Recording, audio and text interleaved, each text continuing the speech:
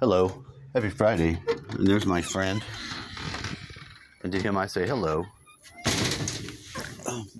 Hello, friend. I made another video and I was playing, whoa. I said, whoa. I've got to really unpack this dream that I had last night. Because I didn't just have this dream last night. I probably had it early in the early morning. And in this dream, let me just tell you what happens. I'm landing on the Eiffel Tower, not the point of it, but the edge.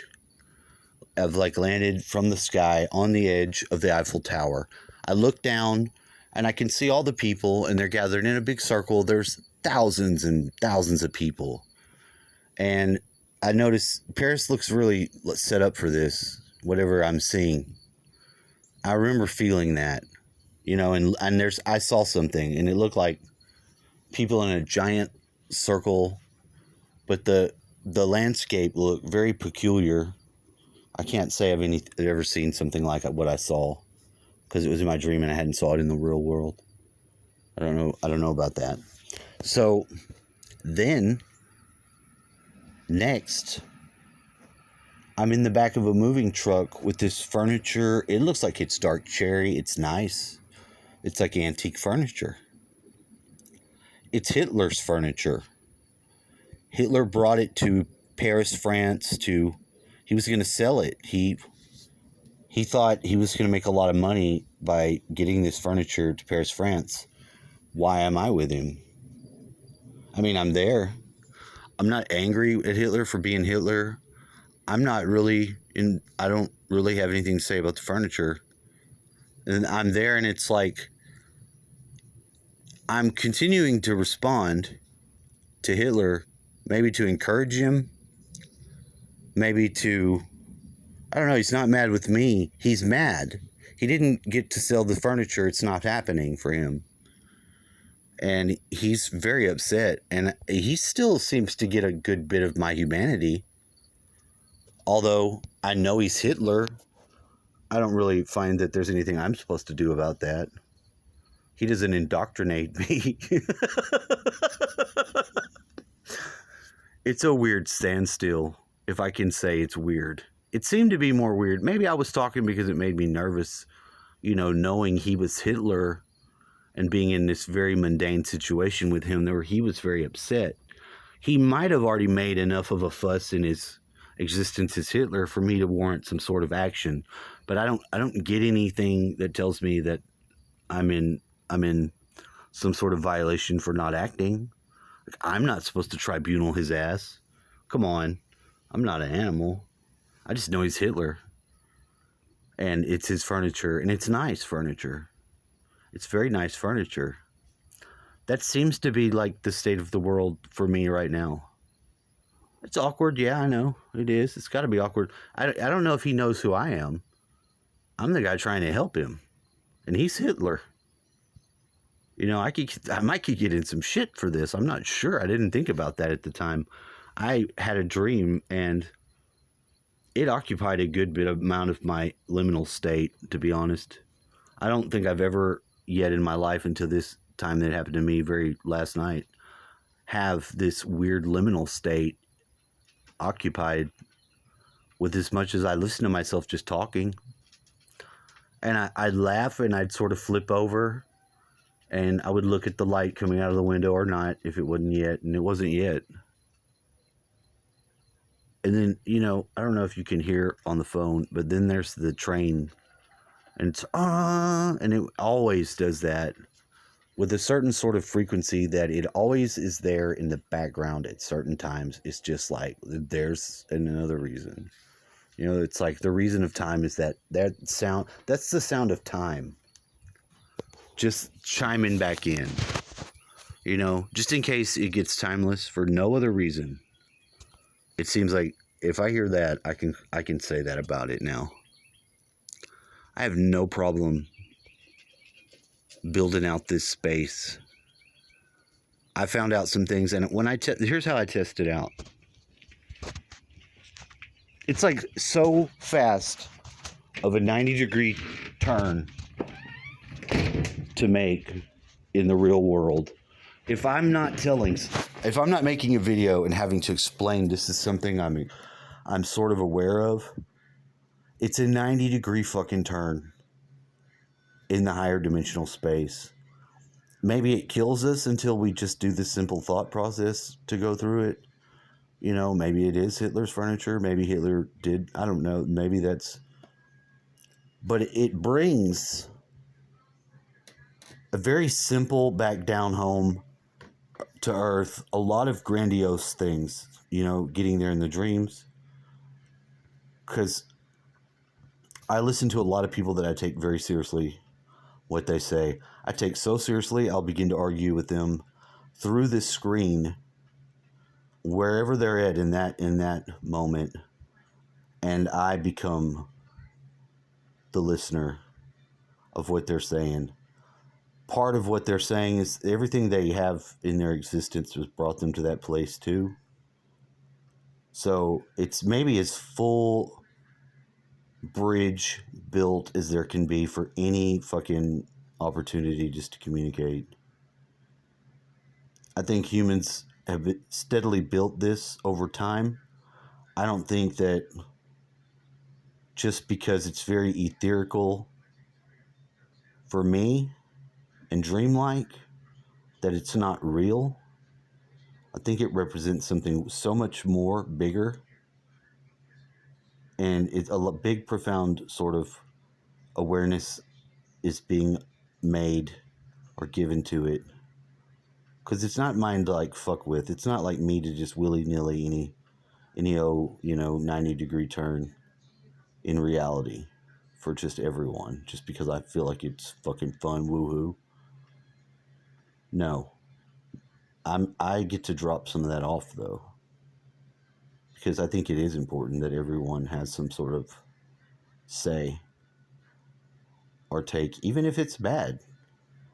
You know, there's an element of this free speech that it has to live and go through that, but there's another element of I want to know. I want to know if things like that hold us back. You know, there's a dreamer of dreams that has this weird idea. Does that play a part in the mass consciousness's muscle car moves through the higher space? And if so, what next? I mean, what next? I really don't know. I don't know. But if I didn't say I haven't really failed to unpack a lot in this process, I would be lying. I've concealed it very much so.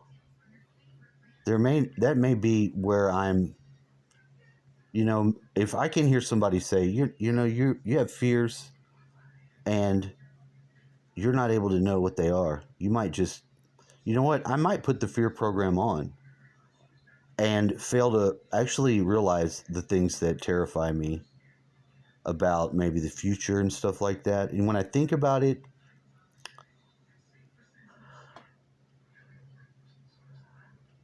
it might have pretty much to do with just what I'll do after my dad dies. Because I really don't know.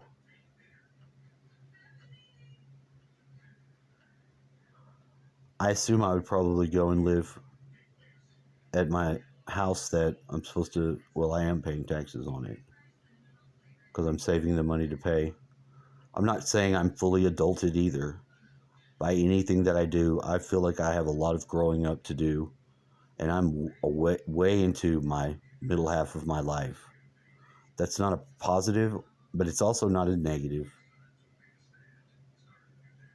I don't think that saying that is tantamount to having some sort of horror,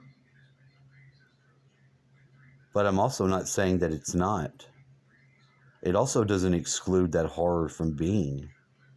And I don't know if there's something that's untenable about that or not that I'm supposed to do anything about until that time arrives. That's where I'm at the impasse, to be honest. I mean, because I don't know. But I'm going to try to think about it more consciously, in as much as I can do something about it now, which is kind of where I'm at, because I'm trying to save money rather than what money I get, just take it out and spend it. There's always been a flow of money through my life. I've always had to do something to get it. It's not like I just get money for nothing. And I'm not sure where I would get it next in any way that I've done before. I don't think I could physically survive like the intensity of a work that used to be my career. But I don't think that I might not try that first and just find out I'm wrong.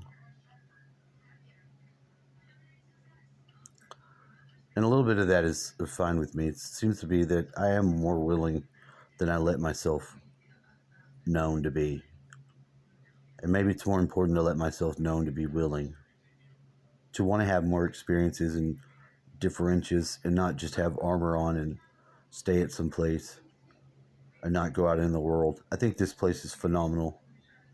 I think this place that I live at is phenomenal because the sensation that I get here living, I don't think is just anywhere. I also believe this about the earth at large and science. Just for being a member at a table with religion on shit we all experience, I think that they really come in first in saying, hey, this place is a miracle. I just find that they're the first to say something that's obvious to me because I don't have common sense. I do have some uncommon sense, though. I have to listen to some of the most basic common sense shit from some of these places that I find highly, disturbing as fuck. But when I begin to take a lot things serious from the fringe, that just to me seems, and I'm happy for it. I like seeing bizarre ass things come to pass because I get a feeling that we're experiencing a form of the world that we could do something more about, a lot more stuff, just by putting our brains there, And I know it doesn't matter what the fuck anybody believes, actually, other than their belief is their belief, and it ultimately brings conflict too. I understand. But it's a conflict that gets resolved. And I also have a deep love for that playing out. I love it. That's all I can say. Other than that, I'm just going to reserve to experience it. It's my father. My father! He goes out there. He has a schedule in his life cycles on his schedule, and he's plugged into it. But with the advent of just getting old for us all, we all tend to just get old over time. Humans don't seem to live the opposite way in this world. I'm cool with that. I see that it's the way it is. And I don't know. I'm not afraid of death, but I think that we're not really going to die. I'm a lot more blank slate on what the other side world is, other than when I have these very strange dreams. And this one was very strange. But I learned some stuff about my family. My dad told me that his grandparents, which were my grandparents, came from Germany, and then at some point they went to Canada. Now this is interesting because I didn't know this. And when I asked about when did you, and he said my Aunt Patty told him. I was like, when did y'all find out? Is this from your, so we know this since we were kids, It could be the case. He said, no, it's been within the last year. I said, interesting. This is new. And I told him, I said, I can imagine I have grandparents, and it's a line that goes from me backwards all the way through time. It wasn't until he had said that they went to Canada where I tried to do an intersection on that line to see them, to arrive and look, that I got a blank. I got a wall. That's a wall. Because I didn't see nothing yet. I see that there's a line and it needs an intersection, but it's being denied the intersection for some reason. I don't know exactly what year, and maybe that's what I need to find out. I don't know. This is just so intriguing to me because I'm starting to lean towards the thinking, and yeah, and I know it might just be stupid as hell to say, you're trying to think yourself out of the thinking box. No, no. I'm trying to provide new thinking in a box that may go outside the box with me. I'm not sure yet. It's new. I thought it was very strange that it was this new within a year. But what is really interesting about it is it seems to be an area where when I do imagine and I see whatever I can find there, which is odd that it's somewhere backwards in time, that doesn't stop the enthusiasm. It just 90 degrees. It's gonna bust a 90-degree turn though, backwards in time and look. And that time's not immediately at this moment. I don't even know what it's going to be the change, other than I feel like I'm going to see something about it, and it's going to shock me. I have no idea what it could be. And I'm only even persisting that it is because I can't immediately see it. I mean, I don't got nothing. I don't imagine anything when he says that. When he tells me different things about those people, the last time I had a full home that I imagined and it was built. I could see him inside it, different things said. They sort of more clear. I can look at them now because I'm saying it. That seems to be new. I don't remember doing that since I was a kid. That seems to be a very recent development. It seems very important too, because it's not just for me. I mean, it seems like that could be something that's a lot more people have something to do with, and it might be the point. I look for shit like that. Because when you find that in the day-to-day life, and it was always there, man, everyone's really blessed when that happens. To say you're blessed. I mean, why would it not be? It could be painful too, because you could find out something that was real horrible. What if what if your family was Nazis and they left because they thought they were going to be in the camps for the reason they were Nazis? I'm like, I don't think that's the case, but I think it's important for us to shine the light. I said, do you think that when the Germans that left Germany before the war that came to America, do you think that some of them may have been Nazis too? Because now I'm thinking, what if Nazis still came over here that knew they were Nazis? Not just the spies, but Nazis that wanted to come to America and live in America. I thought that would be a wonderful idea. Why would they leave during the war? I don't know. They could. They could.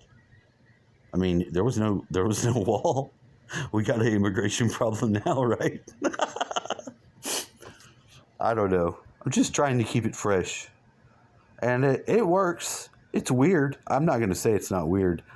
And I love it. And I love being able to share it. And thank you, whoever you are listening to this, because I'm not sure who's going to listen to this.